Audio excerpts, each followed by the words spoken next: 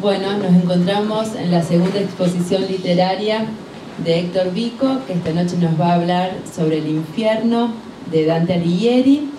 Le queremos agradecer la presencia de todos ustedes, una vez más que nos acompañan.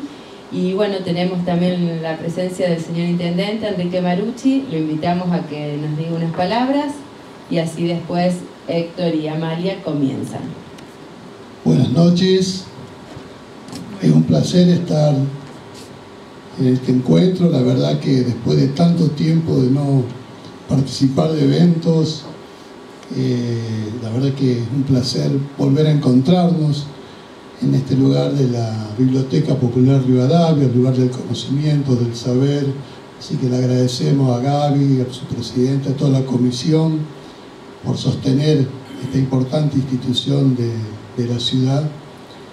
Y hoy es un día especial, hablando del encuentro y de vernos, que ese es el 171 aniversario del paso a la inmortalidad de José de San Martín, quien decía, bueno, cuando el país está en riesgo, todo está permitido, menos no defenderla. Y eso, y la lucha que hizo por las libertades, hoy lo estamos conmemorando con este encuentro, el ser libres, el poder hacer diferentes encuentros y eventos. La verdad que me sentía complacido y renacer. Y en esta oportunidad, bueno, nos une los 700 años que se cumplen del fallecimiento de Dante Alighieri, en este ciclo de charlas que viene dando la Asociación Cultural Dante Alighieri, así que le agradecemos a María, su presidenta, a la comisión, a los jóvenes que se están integrando, por llevar esta cultura. Dante Alighieri, bueno, creo que sobran las palabras para destacarlo, ¿no? Un poeta, un escritor, conocido por la Divina Comedia, una literatura reconocida universal, ¿no? Del mundo universal, del cambio, de la transición del pensamiento medieval al Renacimiento. La verdad que, bueno, hizo esta comedia tan importante, y también reconocer quien está llevando adelante un libro que es Héctor Vico, integrante del Círculo de Escritores, un escritor sanjorgense que ha hecho una obra también bastante importante, y que estamos trabajando en conjunto con el municipio porque, bueno, se ha hecho el aporte total para que este libro se pueda editar, ya que Héctor ha hecho un trabajo, la verdad que muy importante, así que es merecedor él, la Dante Alighieri, que la biblioteca y todas las bibliotecas escolares tengan este libro, de que lo podamos imprimir. Así que en un encuentro con la Asociación Cultural Dante Alighieri hemos resuelto hacer ese aporte, como así también consensuamos dónde poner el nombre, porque San Jorge no lleva el nombre calles de Dante Alighieri, como muchas ciudades hemos visto. Y bueno, trajeron la propuesta y se resolvió que el paseo saludable que pasa frente al museo va a llevar el nombre de Dante Alighieri. Esas dos menciones quería hacer esta noche, agradeciendo nuevamente que me hayan participado o que me hayan invitado a participar de este ciclo. Así que nuevamente a todos ustedes, gracias por todo lo que hacen y muchísimas gracias por estar presente.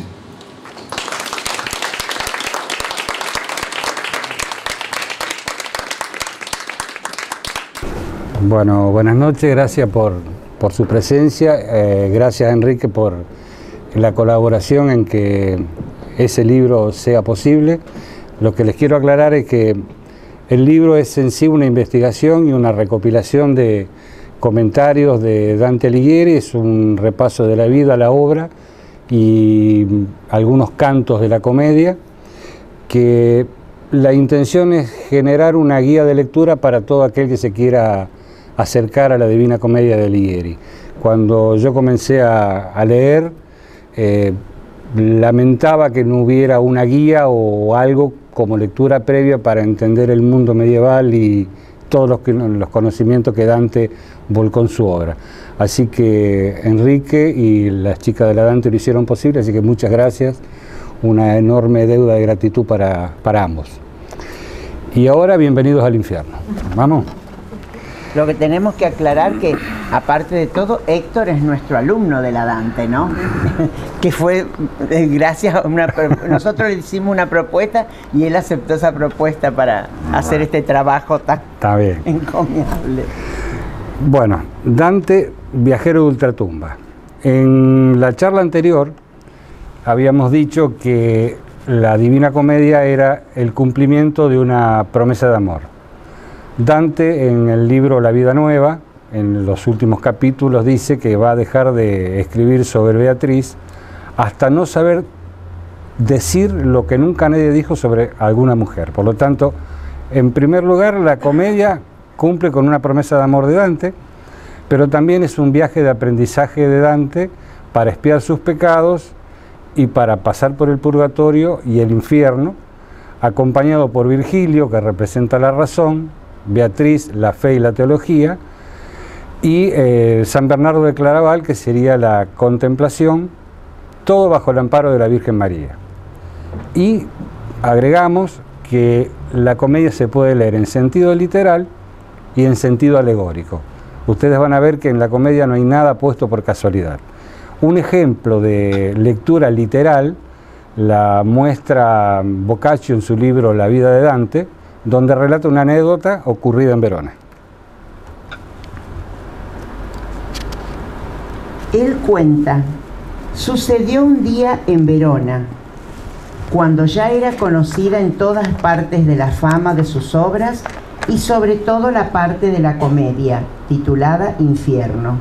Y ya era conocido por muchos hombres y mujeres que un día que pasaba por delante de una puerta ante la que estaban sentadas muchas mujeres, una de ellas, en voz baja, pero no tan baja que él y quien con él estaba no lo escucharan, dijo a las otras: mujeres, ¿veis a ese que va al infierno y vuelve cuando quiere y trae historias de los que están allí abajo? A lo que una de ellas respondió con sencillez: verdad dices. ¿No ves cómo tiene la barba hirtusa y el color tiznado por el calor y el humo de allí abajo? Escuchó Dante tales palabras a sus espaldas, y como sabía que provenían de la ingenuidad de las mujeres, le gustaron, y contento de que tuvieran ellas esa opinión, con una gran sonrisa pasó delante de ellas.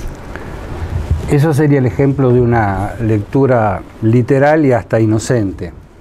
Nos muestra un poema de 14.233 versos, que en esencia es una novela, que tiene 374 personajes, 137 en el infierno, 110 en el purgatorio y 127 en el paraíso, y que está escrita en 3 libros a lo largo de 15 años.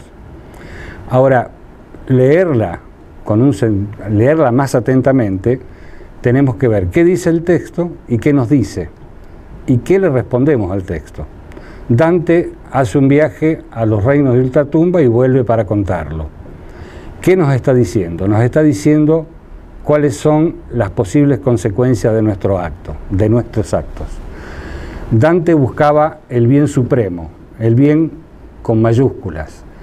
Es decir, que si nosotros queremos acumular bienes con minúsculas, nos volvemos esclavos de las cosas y corremos el riesgo de caer en cualquiera de las figuras de la delincuencia. Ese es el mensaje de Dante 700 años después. Ahora, él comienza el poema diciendo: en el medio del camino de nuestra vida, habla en plural, él no va solo, la humanidad va con él. Luego cambia, habla en singular y dice: me encontré en una selva oscura porque la recta vía había perdido. Es la noche del 24 de marzo del año 1300. Dante tiene 35 años y se encuentra en un bosque oscuro. No puede decir cómo llegó a esa selva oscura porque estaba dormido. Se despierta, ve que amanece, es primavera, tiene esperanzas y trata de subir una montaña, y cuando comienza el ascenso se le aparecen 3 fieras, una pantera, un león y una loba, o la lujuria, la soberbia y la avaricia, o la lujuriosa Florencia, el violento Carlos de Valois, que fue el que tomó Florencia en común acuerdo con los güelfos negros y el Papa Bonifacio VIII, y durante una semana asesinó a sus enemigos políticos o los desterró, y la avariciosa Roma, que miraba más los bienes temporales o terrenales que las cosas de la iglesia. Entonces Dante retrocede y regresa a la selva oscura. Ahora, Dante ubica la acción en el año 1300, que es el primer jubileo de la Iglesia cristiana, decretado por el Papa Bonifacio. Es un periodo de análisis, de reflexión, de arrepentimiento, pero también la ubica la acción en Semana Santa. Para ver por qué Dante pone Semana Santa en la Divina Comedia, Amalia les va a leer una parte del capítulo 3 del Evangelio de San Juan, que es un diálogo entre Jesús y un rabino hebreo, Nicodemo. Había un hombre de los fariseos que se llamaba Nicodemo, un principal entre los judíos.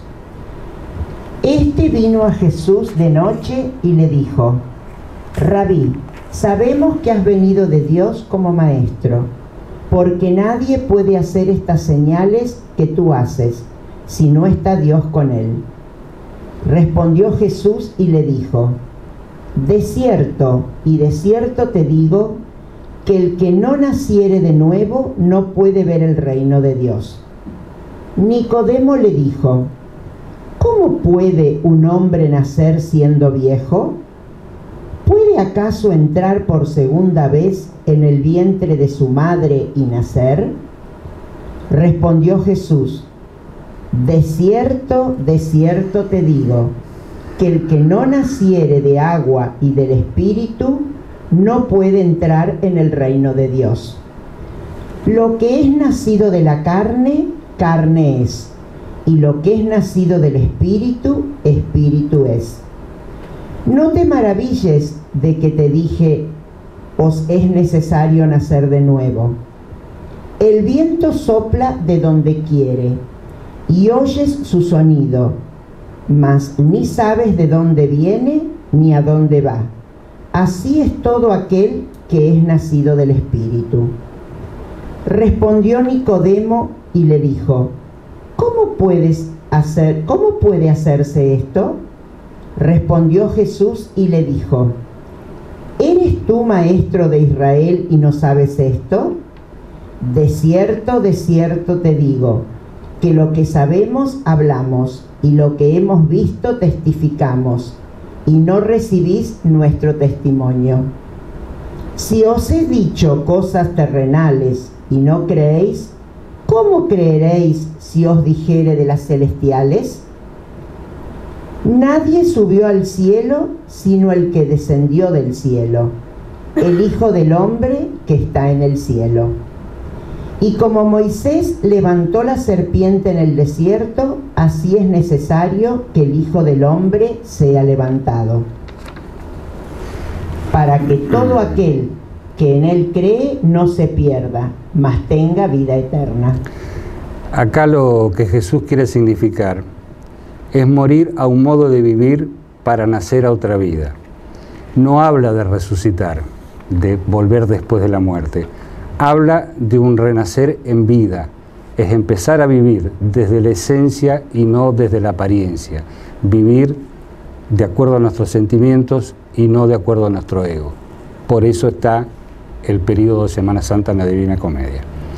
Les decía que Dante regresa al bosque cuando está interceptado por las fieras y ve una sombra, le pide ayuda, no sabe si es un hombre de carne y hueso o el espíritu de un difunto, y le pregunta, y la sombra le responde: hombre fui, de padres lombardos, nacido en Mantua, y que viví bajo el poder de César y el poder de Augusto, y canté las glorias de Enea.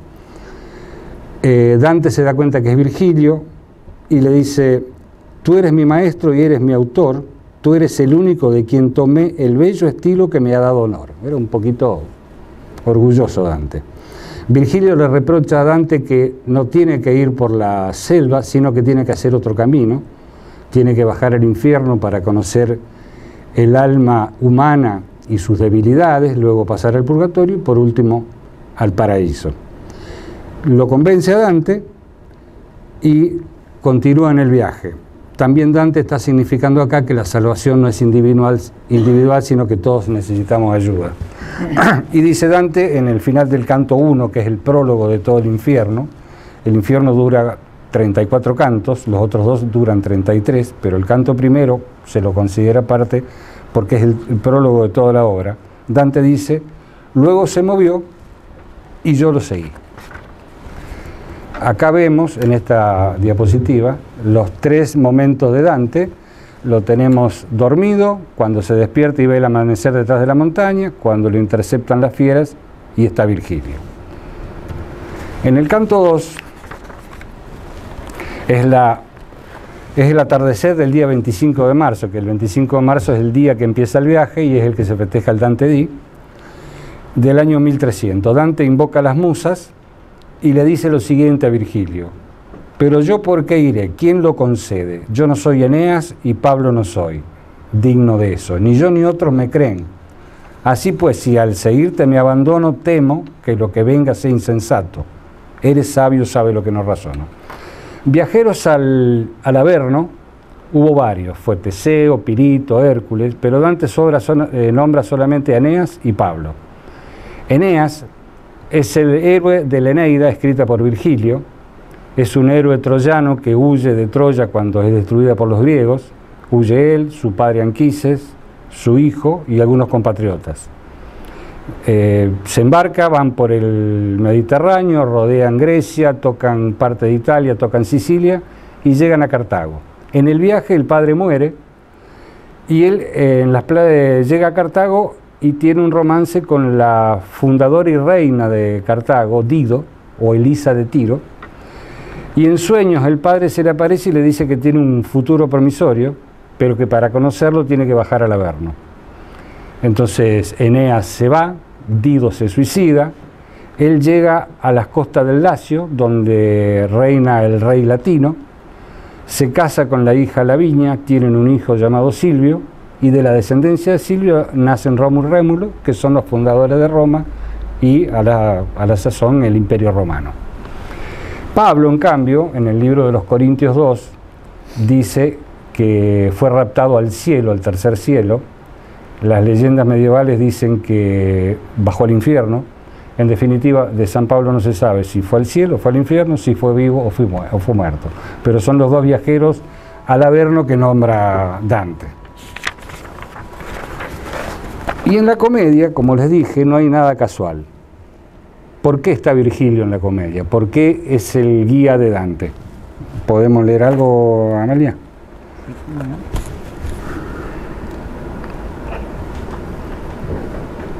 Virgilio, el más cristiano de los poetas paganos.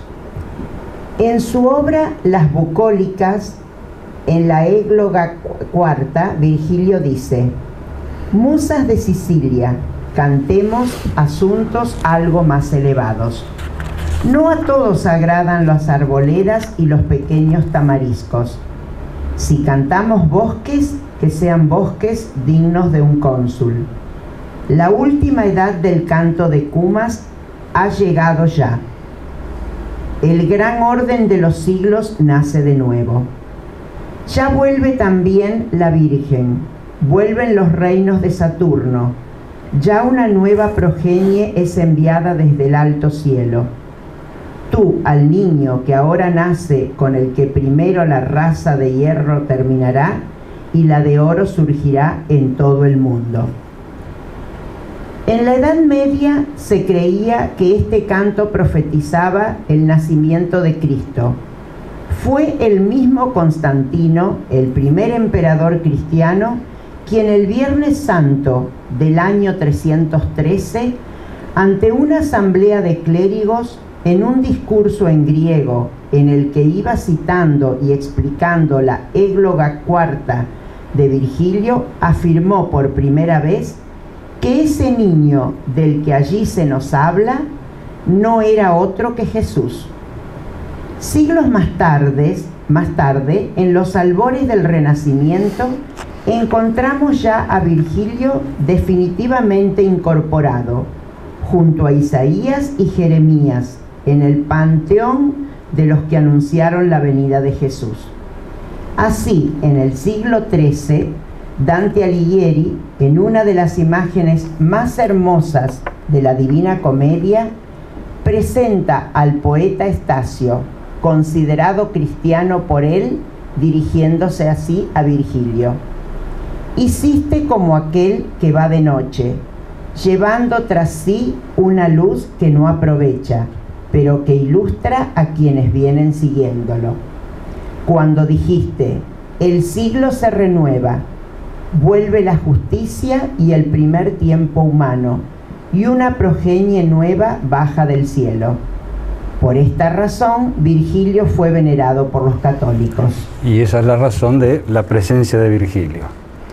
Este es el canto donde Dante presenta dudas y Virgilio le dice que se quede tranquilo, que él bajó del limbo a pedido de Beatriz para ayudarlo. Y Beatriz le permitieron salir, digamos, por la intercesión de Santa Lucía y la Virgen María. Entonces Dante está convencido y a partir de allí descenderá y se elevará. Y llegan de esta manera a las puertas del infierno. Las puertas del infierno es una puerta desvencijada, tiene una inscripción bastante tremenda, famosa. Dice: por mí se va a la ciudad sufriente, por mí se va al eterno dolor, por mí se va a la perdida gente. Justicia movió mi alto Creador, me hizo la divina potestad, la sabiduría suma y el primer amor. Aquí está hablando de la Trinidad: poder, sabiduría y amor. No hubo antes de mí cosa creada, sino las eternas, y yo vivo eterno, dejen toda esperanza los que entráis. Eso es lo que Dante ve apenas llega a las puertas del infierno. Atraviesa el infierno, atraviesa la puerta y llegan al vestíbulo, en donde hay un cielo sin estrellas, hay quejidos, gritos, ayes de dolor. Dante se larga a llorar, apenas pisa el infierno se larga a llorar. Y estamos en el vestíbulo y le pregunta: ¿quién es esta gente? Sería esta gente que tiene tanto dolor. Y Virgilio le dice: pasa de largo, no le prestes atención. Se trata de los indiferentes, es la gente que nunca se jugó por nada, junto con las almas de los que priorizaron siempre su conveniencia, están los ángeles que fueron indiferentes a Dios en su lucha con Lucifer. Pero Dante, lejos de ignorarlos, reconoce en esa turba que corre detrás de una bandera sin inscripción y son picadas por avispas y por tábanos y cuya sangre sirve de alimento a los gusanos, reconoce el Papa Celestino V.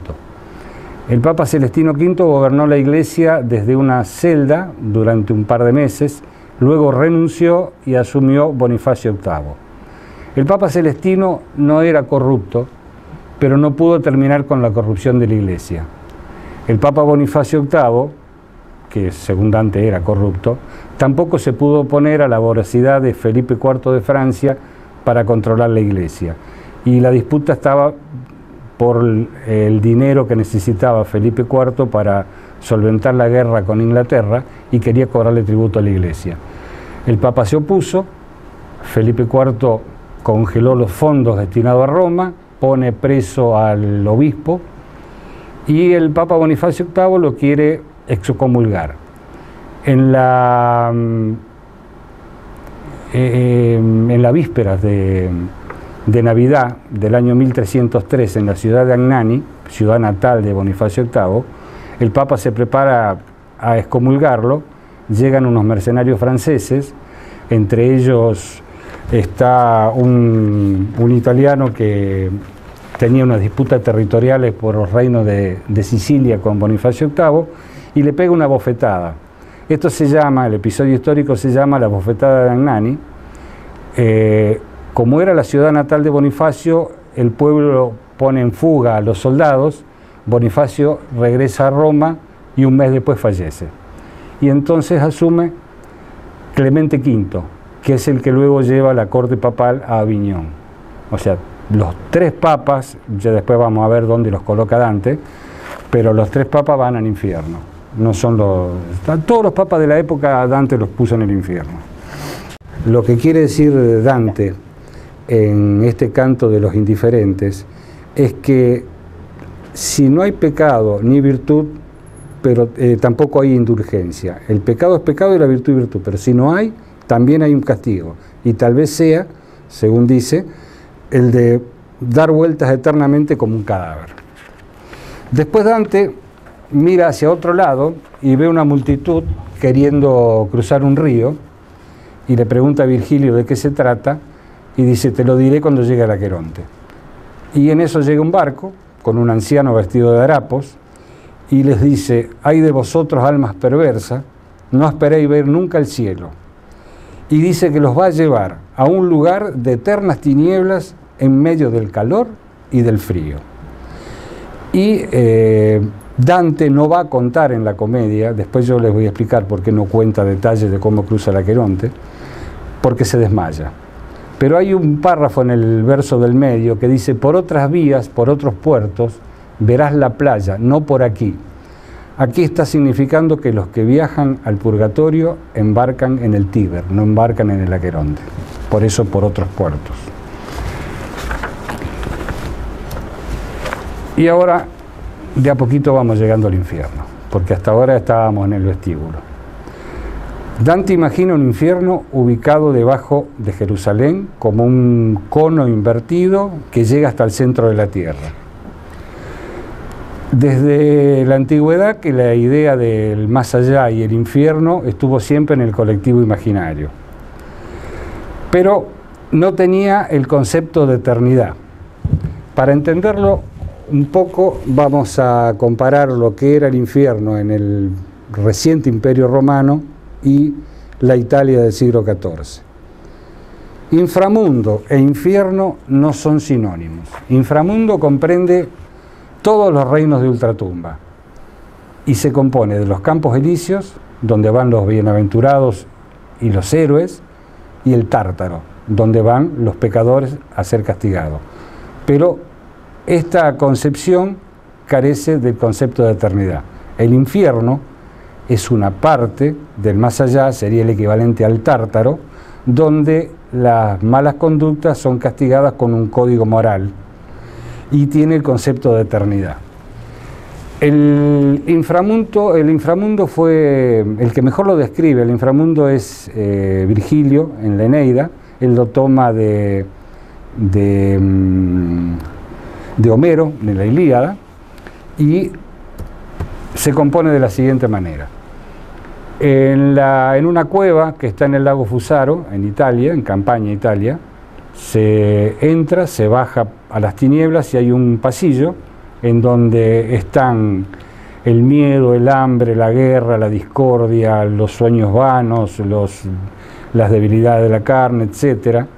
Están custodiadas por centauros, por gorgonas, por hidra, y se llega a la ribera del Aqueronte. O sea, van a ver los personajes que nombra Virgilio y luego van a ver los personajes que nombra Dante, que son bastante similares.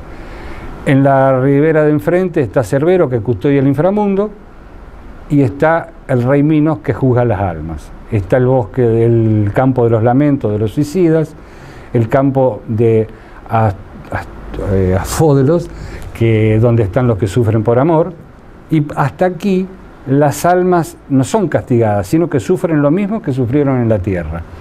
Y se empieza a ordenar el tema cuando llegan a la bifurcación, que hacia un lado se va a los campos elíseos y al otro al Tártaro. El Tártaro es una fortaleza rodeada de 3 murallas, circundada por un río de fuego y vigilada por una de las furias Tisífones.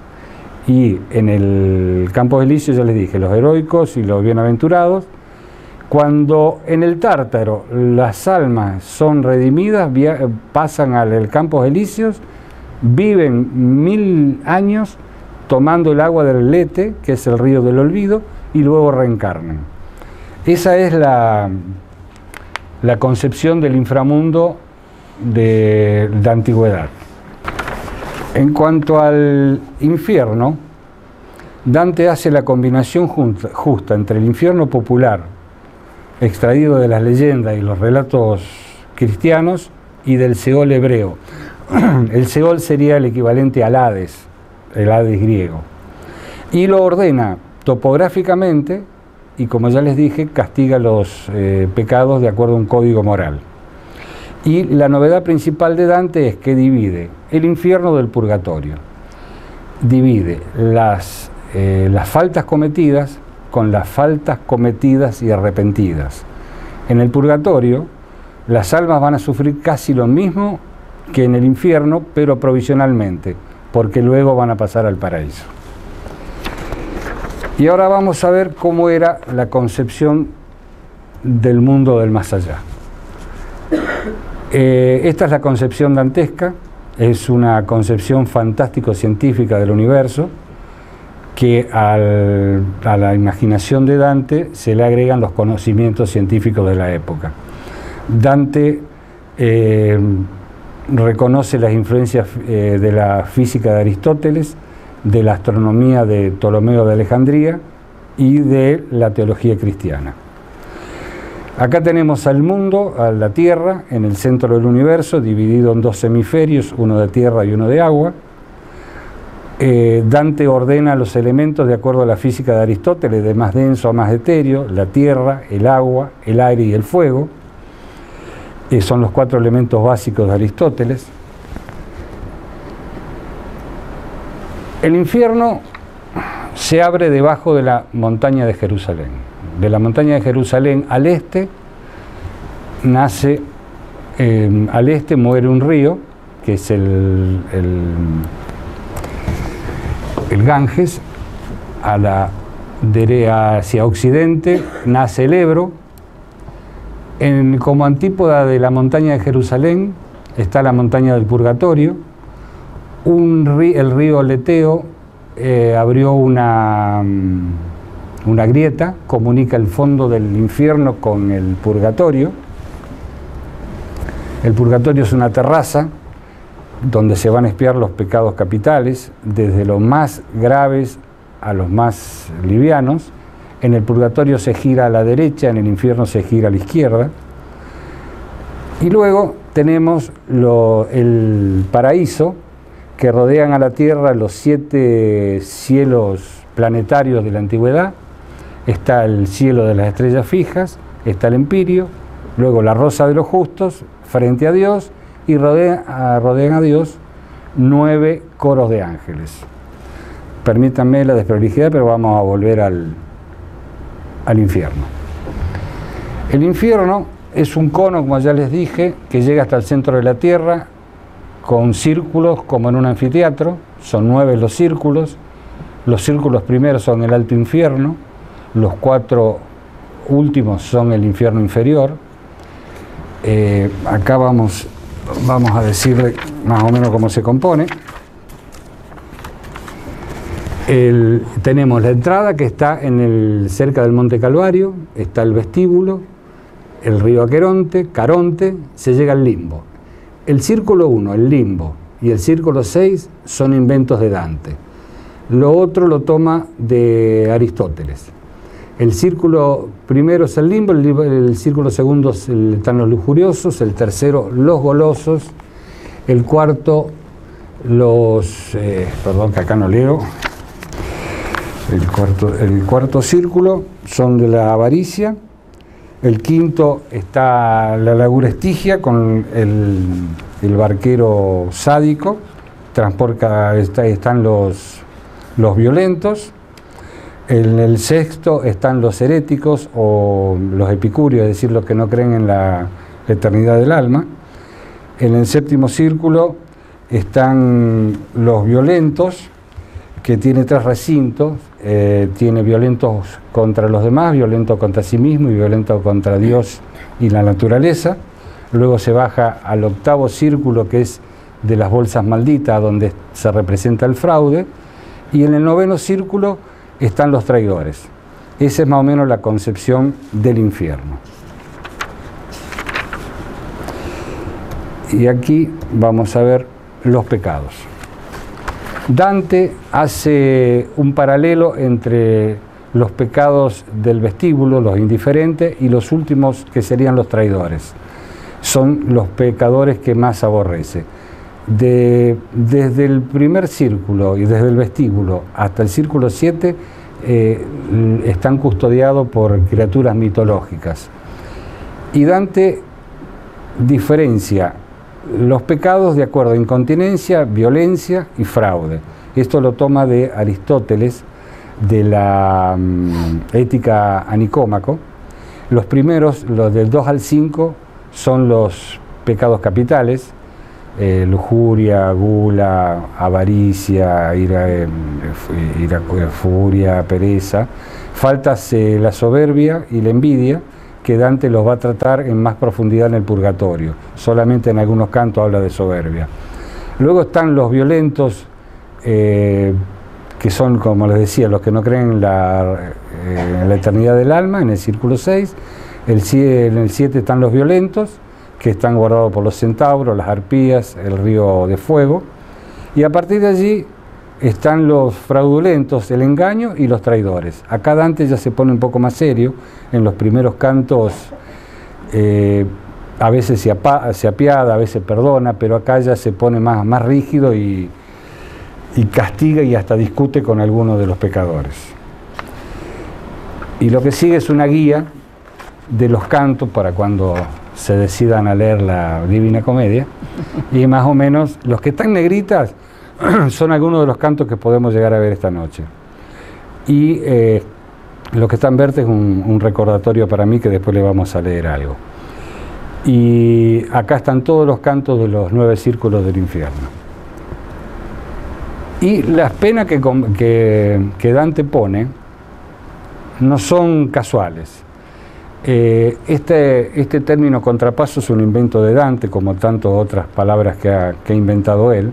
Él castiga los pecados por simetría o por oposición. Por simetría, por ejemplo, en el círculo de los lujuriosos, las almas están azotadas por un vendaval que los arroja contra las piedras. Es lo mismo que en vida fueron arrastrados por la pasión. Los violentos están en un río de sangre y están más o menos sumergidos de acuerdo a la gravedad de la falta. Y por oposición, por ejemplo, en el canto de los adivinos, que en vida quisieron ver el futuro, en el infierno caminan con la cabeza vuelta a la espalda. Y acá lo que estamos viendo en esta figura es Bertrand de Born. Bertrand de Born tiene la cabeza en la mano, camina por el infierno como si llevara un farol, y dice: porque separé lo que estaba junto, separado llevo mi cerebro. Las intrigas de Bertrand de Born, que era un noble de la época, sus intrigas separaron a Enrique II de Inglaterra de sus hijos. Por eso Dante lo pone con la cabeza en la mano, separó lo que estaba unido.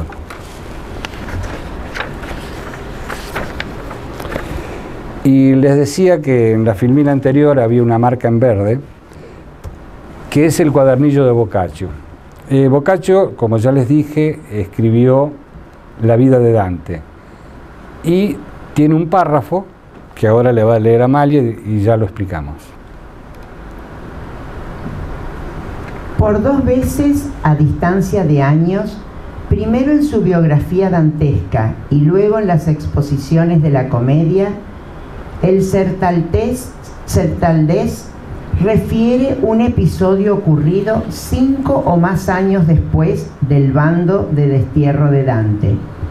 La indicación cronológica, aunque vaga, señal de que sus fuentes no concordaban o no recordaban bien, nos sitúa en los alrededores del bienio 1306-1307.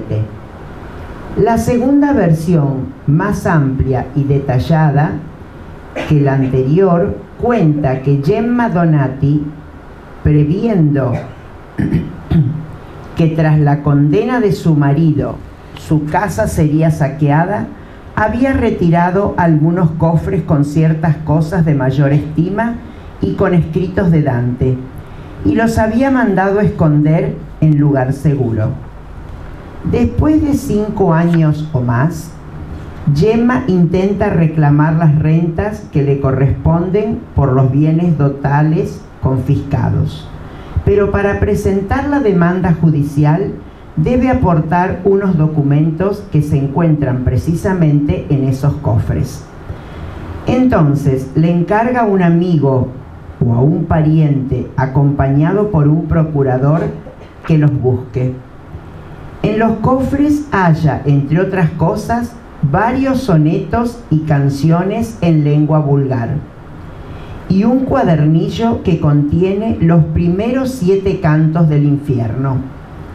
El cuadernillo le es mostrado a Dino Frescobaldi, poeta de gusto estilnovista, famosísimo escritor en rimas, y vástago en una conspicua familia de banqueros negros.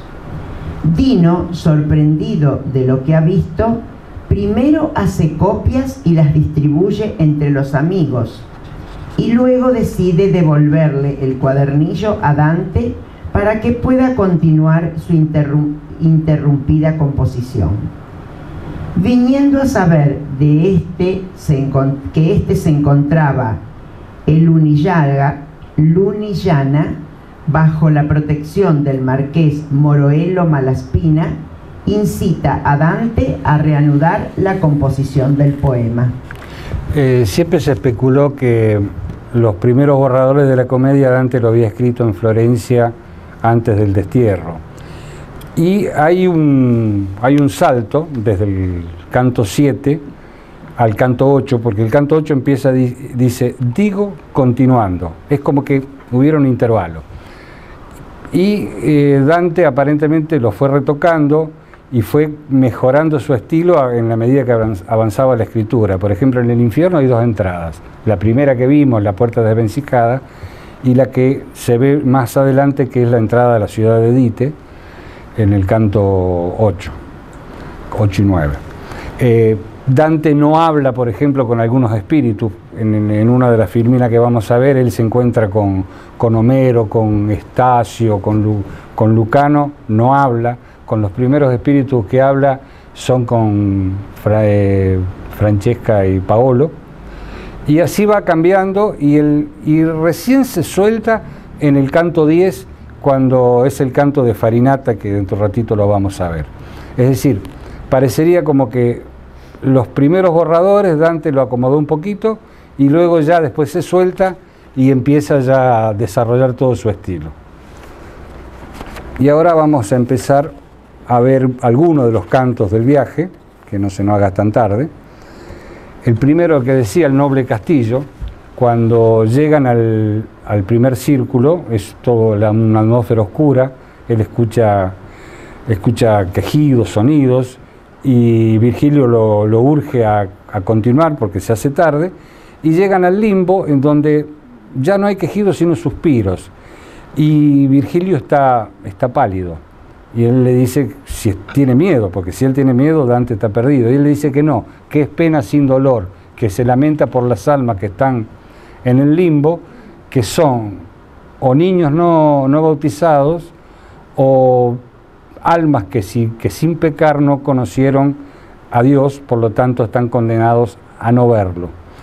Pero en eso que están charlando, ven una luz poderosa que viene, y está Homero, que porta una espada, está Horacio, Ovidio y Lucano, que le dan la bienvenida a Virgilio por haber vuelto al limbo, y hablan entre ellos y luego lo saludan a Dante, y dice Dante así: me concedieron la honra de admitirme en su compañía y fui el sexto entre tanta sabiduría.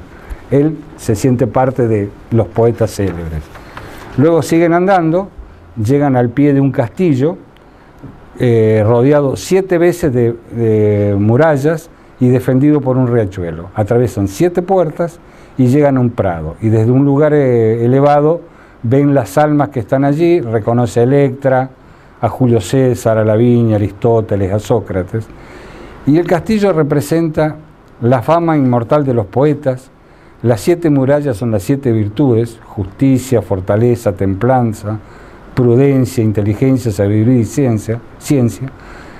El riachuelo significa la elocuencia, y las murallas son las materias que se enseñaban en la Edad Media: gramática, lógica, retórica, aritmética, geometría, música y astronomía.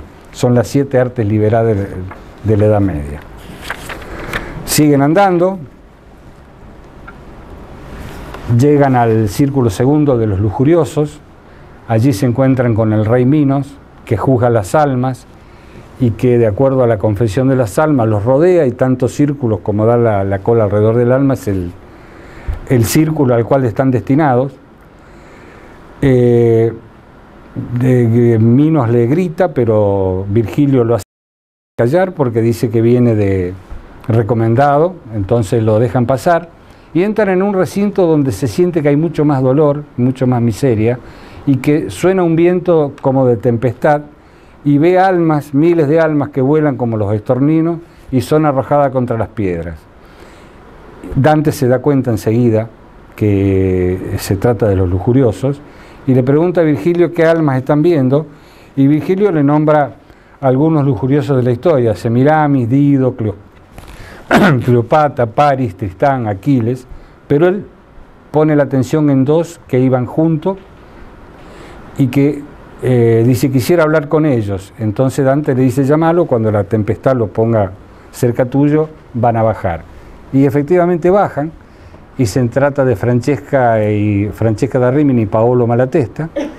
Entonces Francesca le dice que fue tan amable y empieza a contar, y le dice: amor que al corazón gentil enciende, amor que a ningún amado amar perdona, amor nos llevó a una misma muerte, la Caína espera al que nos cobró la vida. Acá está resumiendo que ella y Paolo se amaban, pero ella fue dada en matrimonio al hermano de Paolo, y que los asesinó. Y cuando habla de la Caína, está hablando de la 9ª fosa del infierno, en donde están los traidores a su sangre. Allí va a estar destinado quien los mató. Pero Dante quiere saber cómo fueron los hechos. Entonces Francesca, la que habla, Paolo siempre llora, no habla, le dice que una tarde estaban leyendo la historia de Lancelot y Ginebra y que varias veces cruzaron la mirada. Es la historia de un adulterio, y varias veces cruzaron la mirada, y cuando Lancelot besa a Ginebra, su amante la boca le besó tutto tremante. Bueno, la cuestión es que el marido de Francesca los mata, y ella le dice: aquella tarde ya no leímos más. Y ese libro fue nuestro Galeotto. Cuando dice Galeotto se refiere al sirviente de Lancelot y Ginebra que propiciaba los encuentros. Dante se conmueve y dice: qué sutil es la tela del pecado, y lleno de piedad perdí el sentido y caí en tierra como un cuerpo muerto cae. Es lo que le decía hace un rato. La transición de un canto a otro, Dante la resuelve, o no la cuenta, o se desmaya, o pasa así, hasta que después ya empieza a rodar un poco más rápido.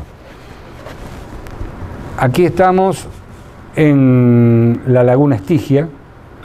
Dante y Virgilio llegan a una torre, al lado de una torre, ven que se hacen 2 señales, hay 2 señales luminosas, y hay una tercera que contesta, y Dante le pregunta a Virgilio de qué se trata, y en realidad lo que ocurre es que están diciendo, llegan 2, y de la torre de la ciudad de Dite les dicen que están autorizados a pasar.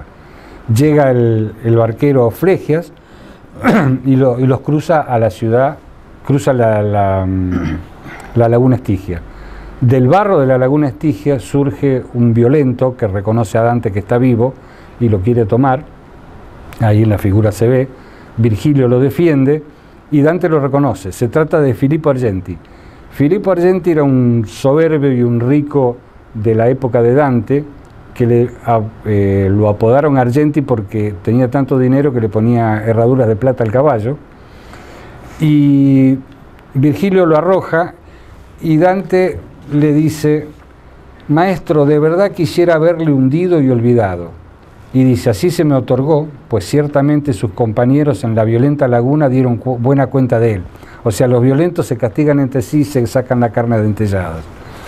Y aparentemente, según se puede leer, Felipe Argenti se había quedado con algunos bienes de Dante cuando fue desterrado. Por lo tanto, había una historia pendiente entre ellos. Este es el canto 8, donde empieza Digo continuando. Llegan al canto 9, que es las puertas de la ciudad de Dite, que es la capital del infierno. Allí recibe la ayuda de un ángel que les abre la puerta y pasan al círculo sexto de los herejes, donde ellos van caminando por ataúdes en llamas, en una pintura de Botticelli se ve que una de las lápidas dice Papa Anastasio, o sea, estuvo Celestino V, y ahora está el Papa Anastasio, y más adelante vamos a ver que mete a 3 juntos. Acá se encuentra con Farinata de Gliuberti y Cavalcante. Farinata, cuando reconoce el acento toscano de Dante, le dice: toscano, ¿por qué no te dignas hablar? Y le pregunta: ¿quién eres? O sea, le pregunta por sus antepasados. Dante se da a conocer, se identifica como Güelfo, y dice: fueron rivales míos, pero por 2 veces lo corrí.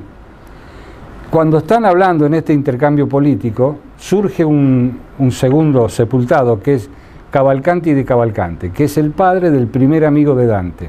Y le pregunta: ¿cómo no está mi hijo contigo? La realidad era que Dante está distanciado con Guido, primero porque Guido no creía en la eternidad del alma y una cuestión con Beatriz en cuanto a vivir después de la muerte, y también porque cuando Dante estuvo en la infusión pública tuvo que avalar una decisión que quiso ser salomónica y desterrar en cantidades iguales a güelfos blancos y güelfos negros, y le tocó al amigo de Dante, a Guido. Guido va a fallecer meses después, pero no tuvieron tiempo de reconciliarse. Entonces, cuando le pregunta a Dante por qué mi hijo no está contigo, Dante responde con evasivas.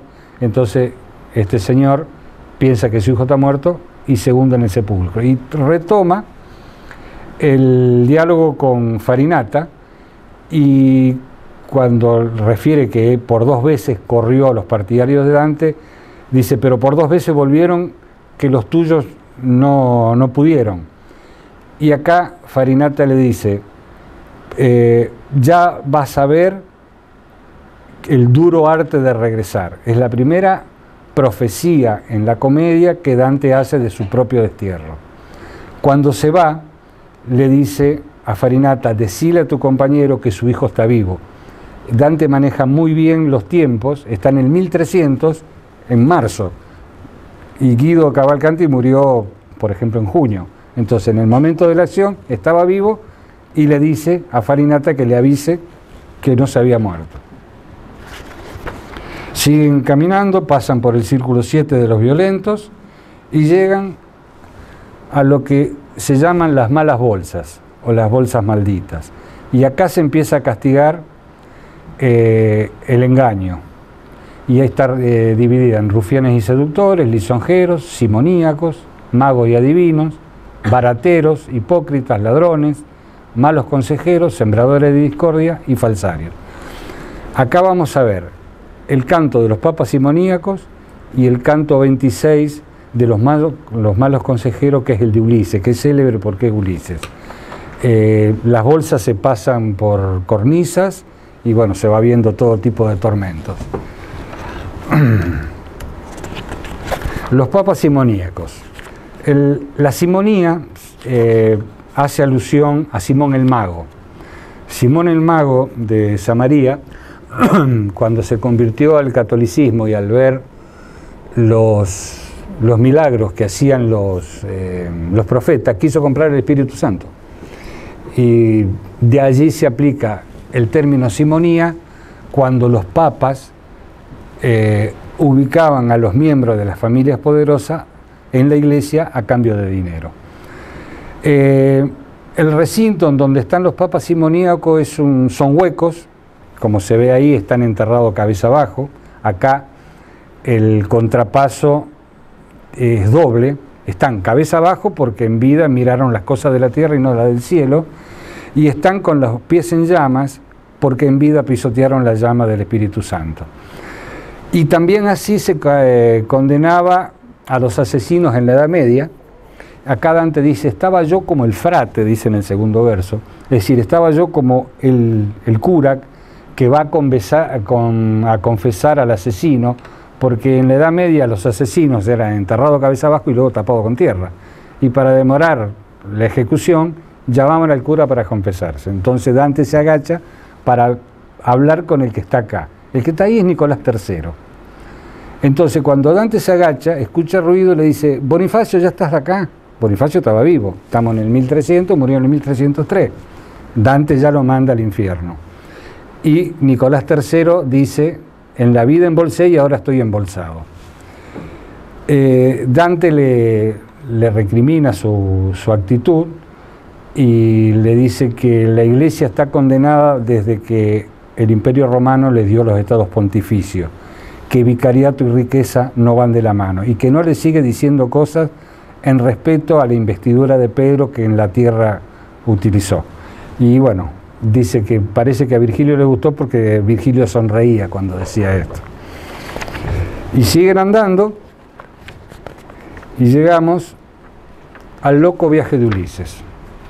El loco viaje de Ulises es un, ¿cómo decirle? Dante no conocía la Odisea, no conocía griego, conocía pasajes sueltos, podía conocer que era amigo de Diomedes, podía conocer el episodio del caballo de Troya, pero no conocía la Odisea en detalle.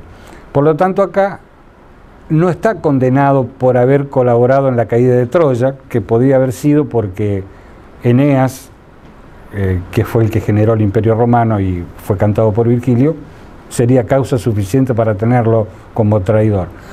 Lo que condena a Dante acá es la búsqueda del conocimiento.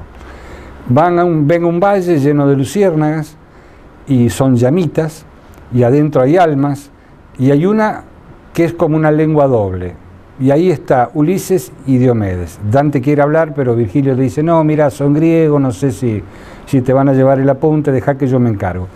Y entonces Ulises empieza a contar que a pesar de haber llegado a Ítaca, ni el cariño del padre, ni el amor de Penélope, ni del de su hijo, pudieron contenerles el ansia de conocimiento. Entonces le manda esa arenga a los pocos tripulantes que le quedaban, que dice, piensa en tu origen, no fuiste creado para vivir como bestia, sino para perseguir la virtud y el conocimiento.